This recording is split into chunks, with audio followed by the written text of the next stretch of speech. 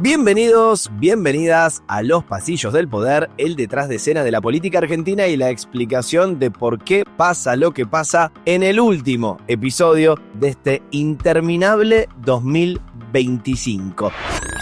Sí, se termina un año que en Argentina valió por 5, pero que en el fondo no se termina nada. Después de la victoria legislativa de La Libertad Avanza en octubre, este diciembre es de pura rosca, sobre todo en el Congreso, y si bien el gobierno ya consiguió la media sanción para su presupuesto 2026, la caída de todo un capítulo de su ley de leyes ya genera controversia. Mientras tanto, en el Senado la situación no está mucho más calma. Patricia Bullrich lidera el poroteo para apurar la reforma laboral, en este caso, que cambia de raíz las condiciones de trabajo en nuestro país, pero la pregunta es, ¿podrá sancionar ese proyecto tan polémico antes de marzo? Y todo sucede, como a lo largo de los últimos 12 meses, en un contexto macroeconómico más calmo, aunque con novedades importantes sobre las bandas cambiarias y una micro que sigue apretando. En este episodio final de 2025, todas las claves de lo que puede venir para tu bolsillo. Si están listos, empezamos. Los Pasillos del Poder, con Nacho Girón, el detrás de escena de la política argentina. Y Los Pasillos del Poder es presentado por La Cardeus, porque su calidad supera la realidad y te invita a soñar a pesar de que la actualidad no te deje dormir tranquilo. La Cardeus está en su Cybermes. Aprovecha las mejores ofertas, no te duermas. Ahorra hasta un 60% pagando 12 cuotas sin interés y el envío es gratis. La Cardeus, tradición de calidad. Gracias por acompañarnos durante todo este año. Y fue, yo lo decía al principio, 2025, un año interminable, agotador, hiperintenso, el año de las elecciones legislativas con su campaña electoral, el año, por ejemplo, de las contiendas desdobladas en las dos Buenos Aires. ¿Se acuerdan que en algún momento votó solita en mayo la ciudad autónoma de Buenos Aires con toda la polémica que se armó alrededor de esta decisión de Jorge Macri? ¿Y se acuerdan que también en septiembre votó solita la provincia de Buenos Aires, la más poblada del país, también con toda la polémica que generó la decisión de Axel Kicillof? Fue el año de los goles en el Congreso para el oficialismo en la primera mitad, pero de los goles en contra en la segunda. La cantidad de leyes que logró aprobar la oposición forzando el veto de Javier Milei. El año de Libra, de las presuntas coimas en la Agencia de Discapacidad, de las muertes por el fentanilo, de José Luis Espert, candidato primero y después teniéndose que bajar a último momento, de Cristina Fernández de Kirchner, condenada y presa finalmente en su casa de San José 1111 en la ciudad de Buenos Aires, de la descomposición del peronismo que no levanta cabeza y de la implosión de los partidos tradicionales como el PRO y la UCR, de la inflación consolidándose a la baja sin dudas, pero no perforando aún el 2%, del comprá campeón y el flota a la ampliación de las bandas cambiarias, de los rescates de Donald Trump y también el año en el que aprendimos el nombre Scott Bessent. No me gustan los anuarios y no quería hacer un anuario en este final, pero seamos sinceros. Chau 2025, no te vamos a extrañar. Y Javier Milei está apostando todo en este diciembre al Congreso. Sí, la gran apuesta del presidente argentino está depositada en las sesiones extraordinarias que se van a extender por lo menos hasta este fin de mes y ya les adelanto, probablemente en parte de enero y parte de febrero para apurar los proyectos que quiere y necesita La Libertad Avanza antes de que el 1 de marzo empiecen lo que se llaman las sesiones ordinarias. Por eso, y en ese contexto, fue una semana en la que el oficialismo apretó a fondo el acelerador. Empecemos por lo que está pasando en la Cámara de Diputados con un temario que incluye el debate de los proyectos de presupuesto 2026, el de inocencia fiscal, es decir, este que te permite no explicar ante ARCA, la ex AFIP, de dónde vienen los dólares del colchón si los insertás en el sistema, y también el proyecto del Compromiso Nacional por la Estabilidad Fiscal y Monetaria. Por supuesto que la gran vedette de estos tres textos es el presupuesto 2026, la ley de leyes. Recordando siempre que no hay presupuesto operativo en Argentina desde 2023. Se pensó en 2022, se aplicó ese año, se extendió en 2024 y se volvió a extender en este 2025. Y son muchos los actores del mercado, los agentes económicos y hasta el Fondo Monetario Internacional que dicen hay que tener presupuesto de una vez. Y acá hay varias cosas para contar. el dictamen de mayoría, que básicamente es la votación previa que habilita al oficialismo a ir al recinto para votar, fue posible gracias a las firmas de los legisladores que responden a 5 gobernadores relevantes de la República Argentina. Gobernadores de Mendoza, de San Juan, de Misiones, pero también algunos peronistas como los de Catamarca y Tucumán. ¿Qué es lo que hay que contar acá en los pasillos del poder? Que la mayoría fue favorecido por mucho dinero en el reparto en estos últimos días de lo que se llaman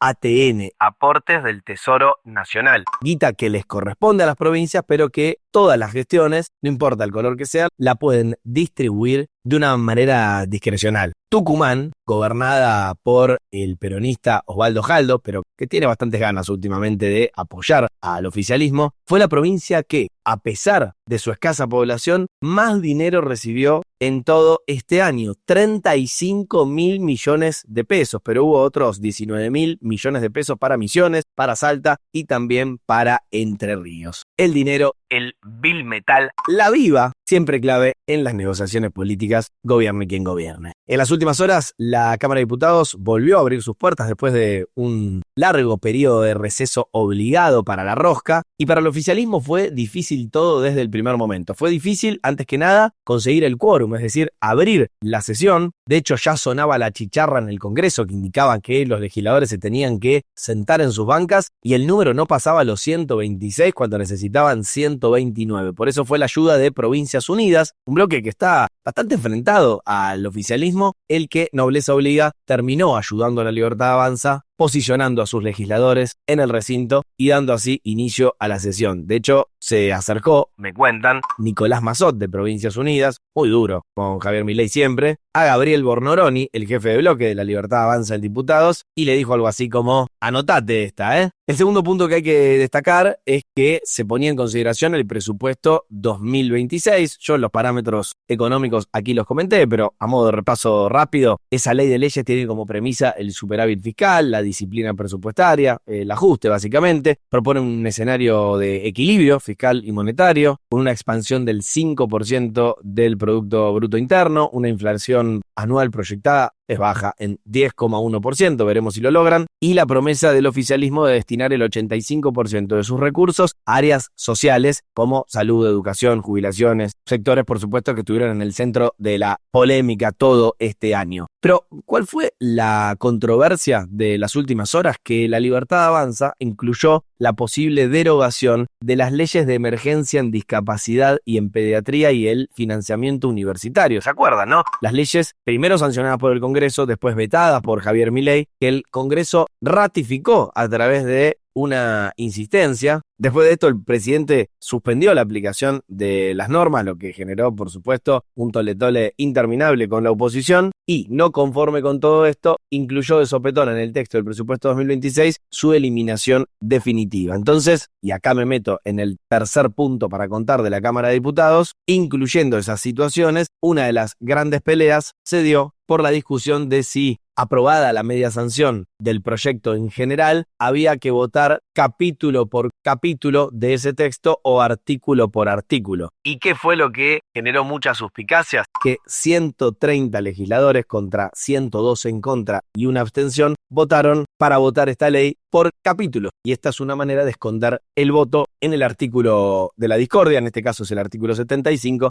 que derogaba la emergencia en discapacidad y el financiamiento universitario. Bueno, ¿qué pasó finalmente? Que el oficialismo tuvo una buena noticia en la votación general, logró la media sanción del presupuesto 2026 con 132 votos positivos, 97 negativos y 19 abstenciones, pero perdió en la votación del capítulo que incluía esta derogación tan polémica que recién les comentaba. No aprobó el recinto el capítulo 11 entero, el que tenía el artículo 75. Logró 117 votos positivos contra 123 negativos y 2 abstenciones, número que fue celebrado por supuesto por toda la oposición. Pero atención, porque en el gobierno ya están deslizando que este presupuesto, votado así como está votado, no sirve. Están apuntando contra el kirchnerismo, por supuesto, contra la izquierda, por supuesto, pero también contra algunos gobernadores aliados, como Osvaldo Jaldo de Tucumán, como Raúl Jalil de Catamarca, como Rolando Figueroa de Neuquén, como Gustavo Valdés de Corrientes, que voltearon vetaron justamente este capítulo 11. Dicen en Casa Rosada en estas horas que la caída de ese capítulo entero rompe con el objetivo de cumplir con el equilibrio fiscal y genera más déficit. Así que, aunque hay media sanción en la Cámara de Diputados,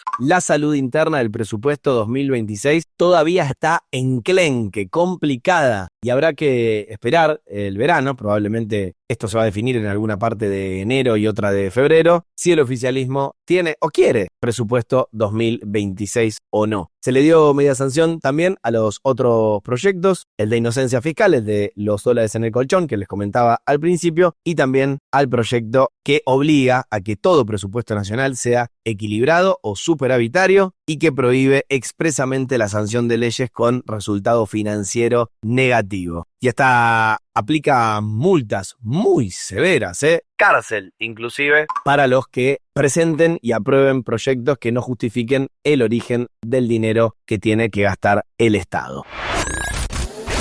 Quiero pasar a la Cámara de Senadores porque por fuera de lo que está pasando en diputados, ahí es Patricia Bullrich la que está teniendo la responsabilidad de llevar adelante las negociaciones alrededor de la reforma laboral, con todos los cambios en el mundo del trabajo que pueden venir en breve en la República Argentina. ¿Qué pasó hasta ahora? Bueno, que la Cámara Alta empezó su propio debate en comisión, pero con el objetivo autoimpuesto de acelerar los tiempos, no abrir demasiado la agenda de invitados para que vayan a marcar sus posiciones en esa comisión, sacar el dictamen lo antes posible. Una información de último momento: Patricia Bullrich quería votar en la Cámara Alta el 26 de diciembre, sí, cuando estuviéramos todavía atragantados con el pan dulce y la sidra, pero finalmente no pudo ser. La reforma laboral se va a votar recién en febrero. La pelea para conformar la comisión, como les decía, el paso previo para después llegar al recinto entre Patricia Bullrich y el peronista José Mayans, fue para alquilar balcones. Mirá, ponela un poquito de fondo. Me siento yo también en la presidencia. Si acá es cualquier cosa. No, fue elegido. No, es cualquier cosa. No. Usted no puede hacer lo que está haciendo. Fue votado. Usted no puede estar votando una constitución ilegítima. No tiene la palabra viva voz la senadora. Presidente. Viva voz la senadora. No haga. La palabra viva voz la senadora. Bueno, Acá hacen lo que se le canta a las pelotas. Ahí se están gritando unos y otros. Acá hacen lo que se les canta a las pelotas, dice el peronista, peleándose, por supuesto, ambos dos por los detalles finos del reglamento de la Cámara Alta. Fue, como vengo marcando, la ex ministra de Seguridad la responsable de ir defendiendo en todos estos días el proyecto de reforma laboral, que genera muchas suspicacias, sobre todo en el sindicalismo. La principal crítica es: esta reforma no es a favor de los trabajadores, sino a favor de los empresarios, y con este texto no se va a crear un solo puesto de laburo genuino en la República Argentina. La defensa de Patricia Bullrich. Vos sí hay dirigentes gremiales que en privado te dicen, che, buena la ley, y le prenden el micrófono y te dicen otra cosa. totalmente. Tienen miedo a ser el que dé el paso. Sí. Y acá el que dé el paso van a ser los dirigentes sindicales que realmente entiendan el mundo laboral en el que estamos viviendo. Estamos hablando de que cuando se votaron estas leyes no existía nada de lo que existe hoy en el mundo laboral, prácticamente nada. Entonces, y además te juro que es una ley muy razonable, va contra la industria del juicio, que es un desastre. ¿Pero va contra los gremios también o no? No, porque, a ver, un gremio puede firmar su convenio colectivo, un gremio local puede firmar su convenio colectivo, los trabajadores pueden organizar un gremio en su empresa. Pueden organizarse gremios y puede haber convenios laborales en las provincias. No va contra los trabajadores. No, al revés. Les decía que el oficialismo, La Libertad Avanza, Javier Milei y los suyos quieren apurar la discusión por la reforma laboral. Y ustedes se preguntarán, ¿por qué tanto apuro si es un proyecto, por supuesto, muy relevante que probablemente coincidamos, nos debamos como sociedad hace muchísimo tiempo? Porque ahí el oficialismo tiene un punto sensato, y que es que la mitad de la economía está en la informalidad. Entonces algo hay que hacer para que haya más trabajadores registrados que soporten el peso de los impuestos y generen una Argentina mejor. El problema son los detalles de ese proyecto, que también de manera sensata la oposición quiere poner sobre la mesa para pulirlos, mejorarlos, incluir nuevos artículos. Pero ¿qué siente el oficialismo? Que si la discusión toma demasiada profundidad y se abre el texto a una discusión demasiado amplia, ese proyecto de casi 200 artículos puede quedar destripado, como le pasó al oficialismo con varias partes de su ley bases o el mega DNU. Recuerden que en las sesiones extraordinarias en algún momento del verano deberían aparecer también los debates por la reforma del Código Penal, que, acá lo conté, promueve un endurecimiento de las penas y la no prescripción de algunos delitos graves como los abusos sexuales, la trata de personas o el narcotráfico, y también ya irá avanzando en el Congreso la adecuación de la ley de glaciares, que podría, dice el gobierno, flexibilizar inversiones mineras en zonas denominadas periglaciares. Esto despierta, por supuesto, los gritos en el cielo de todo el sector ambientalista de algunas provincias.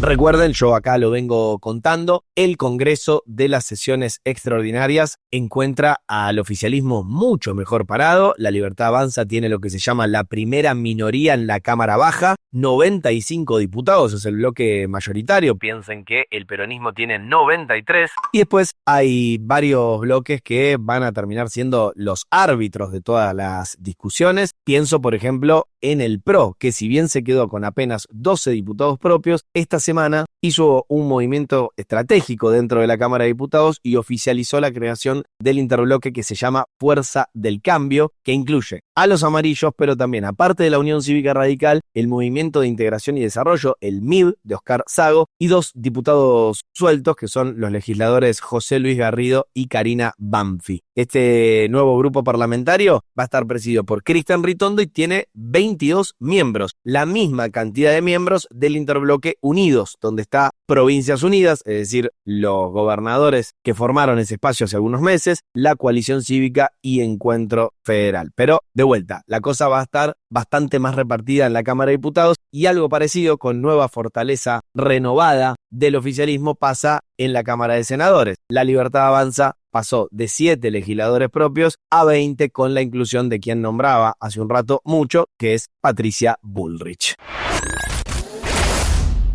Otra cosa que voy a querer actualizar con mucho detalle cuando nos reencontremos en 2026 es todo lo que está pasando alrededor de la Asociación del Fútbol Argentino. Después, obviamente, de este torneo extraño otorgado a Rosario Central, toda la polémica que se armó entre Claudio el Chiqui Tapia y Juan Sebastián Verón, incluso la ausencia de Javier Milei en el sorteo mundial como una suerte de pataleo precisamente al titular de la AFA, pero recuerden que hay un par de causas judiciales importantes avanzando alrededor de Chiqui Tapia y también de su mano derecha, Pablo Tobillino. Los detalles acá los vengo contando, pero quiero dejar asentado un bonus, que es que Patricia Bullrich, si la tengo que volver a nombrar, juega en todas las canchas, denunció precisamente a Tapia ante el Tribunal de Ética de la Conmebol para que investigue lo que ella llamó una mafia que conduce a la AFA y que ensucia al fútbol argentino. Claro, si se avanzara sobre la Asociación del Fútbol Argentino, tranquilamente la selección podría tener problemas para poder presentarse al Mundial 2026. Si se interviene la AFA, no podemos jugar al Mundial, básicamente. Por eso es que Patricia Bullrich se cuida de decir Claudio Chiqui Tapia o Pablo Tobillino, pero no el concepto AFA.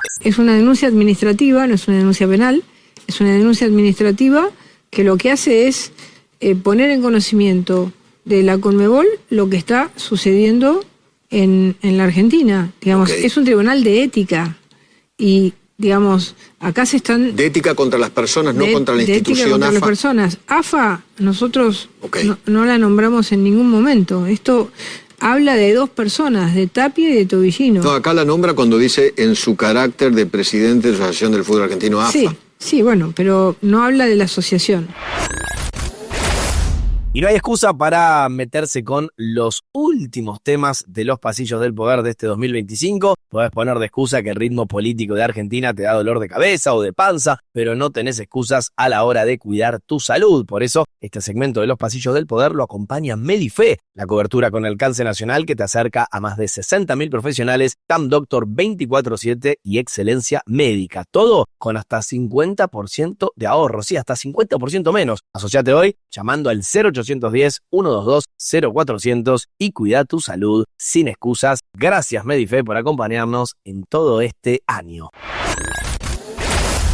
Y la gran novedad económica de este final de 2025 tiene que ver con un cambio muy importante que va a haber en el régimen cambiario a partir del 1 de enero de 2026. El Banco Central definió precisamente que desde el próximo año las bandas de flotación cambiaria se van a actualizar de acuerdo a la inflación mensual de 2 meses atrás. Así lo decía Santiago Bausili, el presidente del BCRA. A partir del 1 de enero de 2026, el techo y el piso de la banda de flotación cambiaria evolucionarán cada mes al ritmo correspondiente al último dato de inflación mensual informado por INDEC, o sea, con 2 meses de anticipación. Dado que el ritmo de deslizamiento de las bandas no se ajusta por la inflación de Estados Unidos, el techo de la banda se incrementa en términos reales a lo largo del tiempo. Las bandas de flotación cambiaria seguirán cumpliendo la función de limitar el riesgo de movimientos extremos y abruptos en el tipo de cambio. Te paso en limpio entonces, a partir del 1 de enero de 2026, el techo y el piso de la banda de flotación van a evolucionar cada mes al ritmo correspondiente al último dato de inflación mensual informado por el Instituto Nacional de Estadísticas y Censos de 2 meses atrás. Eso implica básicamente, y para decírselos bien en castellano, que el mes que viene, en enero, van a actualizar según el dato de noviembre, que fue 2,5%, por ende el valor máximo de la banda va a estar en 1.556 pesos. Dice el gobierno que esto permite mayor flexibilidad para que el precio del dólar se mueva sin que el Banco Central, la autoridad monetaria, tenga que intervenir con la venta de reservas. ¿Esto puede generar una devaluación, un movimiento brusco del dólar? Bueno, el autor de la frase compra campeón y también del grito flota, flota, refiriéndose al dólar, Luis Toto Caputo, nuestro ministro de Economía, dejó esta definición sobre las famosas bandas. De las cuestiones que marcaban muchos ayer decían, bueno, entonces a partir de esto se viene una suba del dólar, aumenta el dólar, suben los precios. No, tampoco, también es otro error. A ver, primero, el esquema de bandas se mantiene, ¿sí? El cambio es, digamos, muy menor, pero es una mejora de lo que teníamos. No quiere decir que el ritmo de Kroll, o sea, el ritmo de ajuste del techo de la banda de devaluación va a subir. No quiere decir eso, quiere decir que va a ir acompañado con la inflación.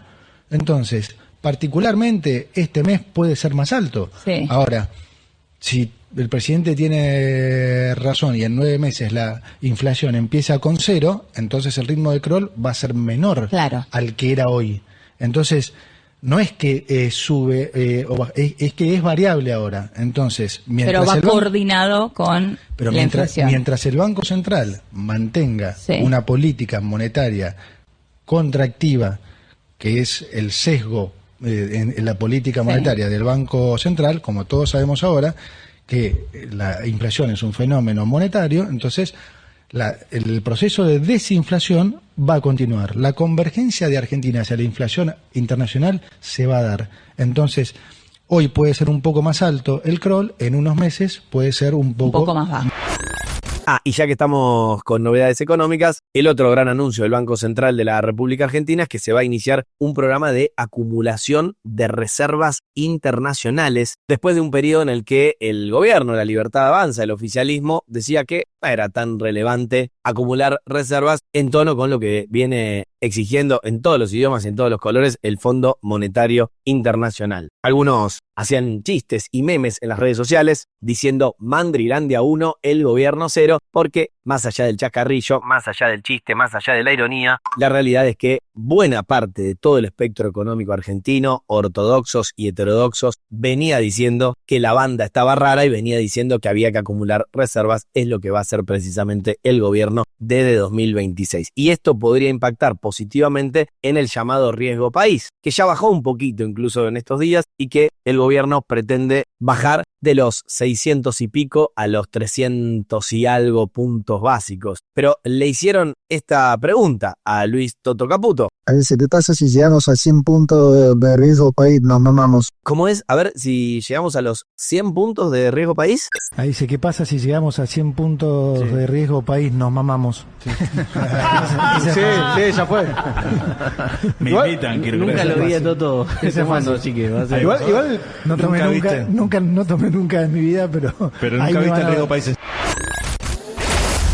Otra novedad económica, pero en el fondo es política, ya les cuento, es que renunció a su cargo como el titular de la Agencia de Recaudación y Control Aduanero, ARCA, ex-AFIP, Juan Alberto Paso, un hombre de Luis Toto Caputo. Dice que Paso quiere regresar al sector privado, aunque va a colaborar justamente con el ministro de Economía, pero quien lo reemplaza, y atención con esto, es Andrés Edgardo Vázquez, que hasta acá era el titular de la Dirección General Impositiva, la famosa DGI. Se va un hombre de Luis Caputo y llega un hombre de su primo Santiago Caputo, con un detalle muy llamativo, y pueden leer algunos artículos muy interesantes al respecto de Hugo Alconada Amón en La Nación, que esta persona de apellido Vázquez está investigado por presunto enriquecimiento ilícito, lavado y evasión. Es decir, el responsable de cuidar que vos y yo paguemos todos nuestros impuestos está sospechado de no haber declarado guita.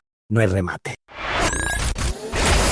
Recuerden, como último dato, esto ya lo dije, pero me quedo tranquilo repitiéndolo, que a partir justamente de 2026, ya cuando nos reencontremos, el gobierno va a aplicar un nuevo esquema de subsidios en luz, gas y garrafas, así que a revisar desde enero, febrero, marzo los lineamientos finos de las boletas. El subsidio solo lo van a recibir hogares con ingresos inferiores a 3 canastas básicas totales, es decir, ingresos de menos de 3.641.397 pesos mensuales. Un umbral más restrictivo que el vigente, que tiene la idea, dice el gobierno, de transparentar el precio real del servicio para consolidar la disciplina fiscal. ¿Cuánto puede impactar esto en nuestro bolsillo? Es lo que vamos a tener que ver boleta en mano. Y me despido con un informe muy interesante que salió de la consultora Moeguer, muy prestigiosa en lo suyo, que hace una radiografía precisamente de las transformaciones de la micro, porque hablamos mucho de la macro, pero obviamente que estarán interesados en sus propios bolsillos, y detecta algo extraño en el comportamiento social de esta era Javier Milei. Me parece un buen dato para cerrar esta primera temporada de nuestro querido ciclo Los Pasillos del Poder. Por un lado, aparece una mejora muy contundente en el ánimo después de las elecciones, pero a la vez aparece una paradoja. Es una mejora en lo que siente la gente sobre la Argentina y sobre Javier Milei, pero sin una recuperación de la esperanza en que se recomponga el consumo. Paso en limpio. Por un lado, entre el tercer y el cuarto trimestre de este 2025, las expectativas de mejora económica para el próximo año subieron de 33% a 42%, según esta consultora. Lo explica el titular de Moeguer, Fernando Moeguer, haciendo referencia a la estrategia, él lo dice, multitarget del gobierno, que por un lado sostiene a la clase baja, aumentando la asignación universal por hijo. De hecho no lo publicitan, pero está en su máximo en valores reales. Sostener en paralelo a la clase media con estabilidad cambiaria y ausencia de conflictos, por ejemplo, de los piquetes, ya nadie habla de diciembre caliente, y sostener a la clase alta con más apertura económica, el dólar barato, la baja en bienes personales y otras cuestiones. Pero así como mejoraron las expectativas económicas para el año que viene, es decir, un aumento de la esperanza, podríamos decir, este sondeo también revela que quienes dijeron que debieron reducir sus gastos cotidianos, ajustarse básicamente en el uso de la billetera, aumentaron del 35 al 37%, y los que admitieron que se quedan sin dinero antes de llegar a fin de mes fueron el 50%. Básicamente, hay una suerte de optimismo, pero frágil. Una necesidad de creer que lo que viene es mejor, pero en una actualidad que en la micro no es demasiado jugosa. Interesante, ¿no? Y así llegamos al final de otro episodio por un lado y de la primera temporada por el otro de Los Pasillos del Poder, el detrás de escena de la política argentina y la explicación de por qué pasa lo que pasa. Soy Nacho Girón y estoy eternamente agradecido por todos los que se fueron sumando para construir esta linda comunidad. En algún momento del año incluso ponernos en el top 10, top 10 de los podcasts más escuchados de la República Argentina en Spotify. Realmente eternas gracias por escucharnos, por seguirnos, por activar la campanita, por recomendarnos. Y una buena noticia: volvemos en 2026 y seguramente con alguna novedad. Ya les estaré contando en redes sociales, @Nacho Girón, si un poquito antes o un poquito después de la apertura de sesiones ordinarias, pero en 2026 seguirá viendo Los Pasillos del Poder. Que termine en 2025 de la mejor manera posible. Mi abrazo gigante y de nuevo, gracias por todas estas horas compartidas. ¡Chao!